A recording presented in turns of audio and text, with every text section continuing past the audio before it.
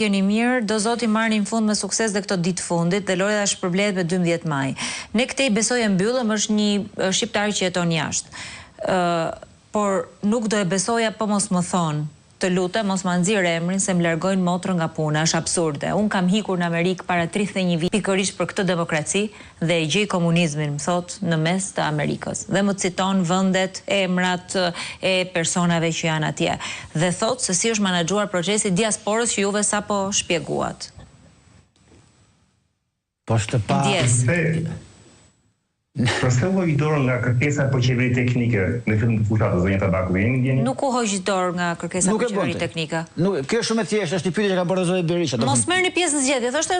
Mos merrni pjesë në zgjedhje, e bëjmë partitë e vogla që i kam krijuar. Po ju si deputete që jeni edhe angazhuar në marrëdhëniet me Parlamentin Evropian, me Parlamentin e Këshillit Evropian, këtë kërkesë e çuat ju kërkesë mundi prapë, se duhet një zgjidhje sot. Do të një zgjidhje apo jo? Zgjidhja për imagjinojmë edhe një herë që zgjidhjet anullohen, të ndërrojmë edhe një herë. Tani zoti Peka mund ta mbajë më të mirë. Konkrete, gjëra realiste. Ti mund të dilet. Për më tepër që ju do keni handicapin ju vetë personal që do jeni deputete. Atëherë ju do jetë më Zoti Peka e di shumë mirë që neve në shtator të vitit shkuar kemi shkuar një grup i madh deputetësh atje në Parlamentin Evropian në Strasburg. Kemi bërë protestë përpara Parlamentit Evropian. Kemi shkuar brenda, kemi bërë takime dhe kërkesa jon ishte që duhet patjetër që të bëhet qeveria teknike. Kjo ka qenë kërkesa jone vetme. Zgjedhje dhe qeveria teknike, nëse kemi kërkuar asnjëherë as tipi opozitës fitore në tavolin, as bëj çudira. Ne kemi kërkuar vetëm qeverinë teknike dhe problematikat që ka me zgjedhje, që nga shtatori i vitit shkuar jemi duke i ngritur këto probleme. Dhe ju besoj që ju mbahet mend. Mbaj mend patjetër. E mbaj mend, por problemi është që Brukseli ka më shkruar një miks, po ja përmend emrin diplomat me shumë karrierë, jeton jashtë. Ka dy fjalë greke, demokraci dhe anarki, që të dyja vijnë nga greqishtja. Por që të arrihet demokracia, duhet konsumohet kjo e para. Të presësh që me një protestë në pankartë në Bruksel, të shkosh në demokraci, unë e shikoj më të drejtën pak utopike. A është anarkia e dhimbshme, pasi kemi kaluar disa herë. Por jo vetëm ne, të gjitha vendet me demokracitë konsoliduar, ne që sa kemi, jo, pak të dytën nuk kemi shuke e para. Sa është në gjendje kjo opozitë të riskoj? Tani, kjo opozita, ashtu që kemi diskutuar bashkë në emision përpara, ishte në këto zgjedhje e gjitha, all in, dhe kam thënë pikërisht këtë shprehje. Dhe pikërisht këtë duhet përdor edhe tani. Duhet patjetër me gjithë shka, me gjithë resurset që ka, me gjithë njerëzit që ka, këtë çështje ta bëjmë jo vetëm çështje ndërkombëtare, po ta bëjmë çështje të ekzistencës së shtetit, sepse praktikisht ne jemi kthyer këtu në vitin 1989. Po Brimi. Janë fjalë të forta. Janë fjalë shumë të forta dhe vërtet po impresionohem nga Zonja Tabaku. Pra do i qoftë sepse para pak kohësh në një debat monituar ka qenë zotja Rizoti dhe shpesh në gojën e tij vinte fjala jemi civilizuar. Nuk është punë civilizimi. Barbarat janë ata që kanë rrëzuar shtetin. Dhe sot është luftë për mbijetesë demokratike. Sot Evropa po ju sheh se sa jeni sot në gjendje të rezistoni ndaj kësaj katastrofe demokratike që i po ndodh Shqipërisë 35 vjet pasi brezim hyri në grevurie dhe rrëzoi bustin diktatorit. Ne morëm rrezik, kuptohet shumë mirë, edhe në tanket atje të qytetit vendit nuk dini ku shkonin, në një aventurë. Dakord jam, burimi me këtu, unë jam dakord me ty, po ata që e morën këtë rrezik janë të gjithë në perëndim sot. Nuk krijuan dot vendin që deshin. Çështja është që kjo kaq pak rini sa ka ngel. Dhe me këto media tërësisht të kontrolluara, me këtë eksperiencë dëshpëruese të 90-s, sa të gatshëm janë ta marrin këtë rrezik. Dhe me këtë represion ekonomik, nuk është më represion politik. Sot ky të mbyllë gojën me para.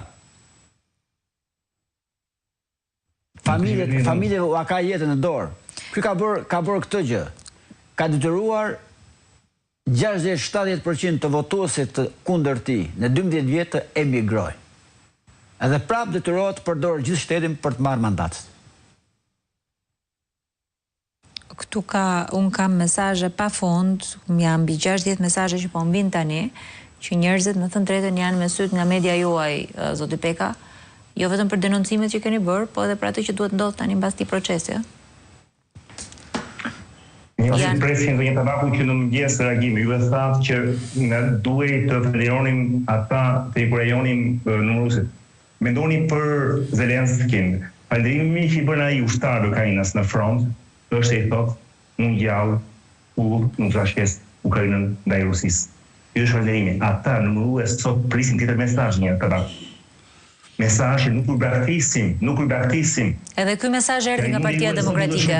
Besoj që nuk na ke dëgjuar, po nëse ka qenë një mesazh që kemi thënë të gjithë gjatë ditës, unë praktikisht zoti Murimi jam, më duket, nuk e di s'po i numëroj dot, po u bë dita e dytë pa gjumë, natë edhe ditë, dhe kam qenë aty me gjithë njerëzit e Partisë Demokratike duke numëruar. Dhe do vazhdoj të jem aty deri kur përfundoj çdo votë. Dhe ky ishte mesazhi që u dha sot edhe nga zoti Berisha, që nuk ju braktisim, jemi aty. Jo vetëm në këtë proces, po edhe në të gjithë procesin zgjedhor dhe çfarë do ndodh pas. Në ronditën e mëngjesit i kam shkruar te zoti Çim Peka. I thash nuk është normale që në një me një lloj sfide që bënte dhe një heshtje totale nga partia juaj. Heshtje totale. Orë kalonin. Çfarë po bëjnë? S'po kuptonin. U desh dilin ndërkombëtar. Ata filluan të civilizonin. Dhe një soi dhe baku sot për mendimin tim, keni qenë absent si parti sot. Sot keni pasur një popull blu sot jetim. Sot më pas u korrigjua pak më shumë. Për korrigjën sondaget, shumë një sondaget, ju profezoj në këtë televizion. Po ka qenë ditë e vështirë sot për shumë njerëz. Ka qenë të braktisur. Ishte një mënyrë. Është një ram sot që është i pakontrollueshëm, që i tillë mund vazhdojë edhe 50 vjet tjera. Nuk ka forcë ta ndalë më sot për njeriu. Ky njeri ose ndalohet me forcën e demokracisë, ky njeri se këtu votime nuk ka. Ka dyti që ka mbaru, nuk flet asnjë fjalë për votime sepse në konceptin e tij nuk kishte votime. Ka dalë një muaj, nuk ka fol asnjë fjalë për programin dhe asnjë debat sepse nuk kishte votime. Pra atë, ai e thot qartë, në këtë vend nuk ka më votime. Ka patronazhistë që më japin numrin që unë dua, nuk ka më votime. Edhe sot ka bërë dy gjyra pa dhënë asnjë deklaratë për mediat mbi rezultatin, as nuk flet për zgjedhje. Ai është fare i qartë, nuk ka pas zgjedhje tje. Ka qenë një rutinë që duhej kryer, por jo se ka pas garë sepse i mbyll. Ai po ju thotë shqiptarëve nga mëngjesit deri në darkë të opozitës reale. Ora unë nuk marr vesh ndryshe përveç forcës. Edhe këta në fakt duhet ta kenë të qartë. Nuk ka njeri më frikacak kur i ofrohet rreziku afër. Nuk ka njeri më frikacak. Ai më sa kuptojën thjesht është i bindur që nga leadershipi i opozitës nuk janë fortë të gatshëm për të sakrifikuar. Demokraci pas sakrificë nuk ka. Nuk dua të shkoj në ekstrem, po në 91 Ramiz Alia e bëri zgjedhje, fitoi zgjedhjet, u vran 4 drejtues të opozitës. Opozita pas 97-s ka qenë një opozitë e frikshme. Është vrarë themeluesi kryetari i saj i parë në Bohën e Salis Partisë Demokratike. Nuk kanë, e ka thënë Gramoz Ruçi nga mëngjesit deri në darkë, e kemi marrë me Grykën e Pushkës, do e lëmë me Grykën e Pushkës. Këta nuk janë më kaq trima sepse kanë bërë kaq shumë para. Sa ju dhim se ta përdorin Pushkën, por këtyre duhet të shkojë rreziku ke rrethi i oborrit të shtëpisë. Kur them rrethi i oborrit të shtëpisë, rrethi i tyre. Ata unë sekretar nuk mund të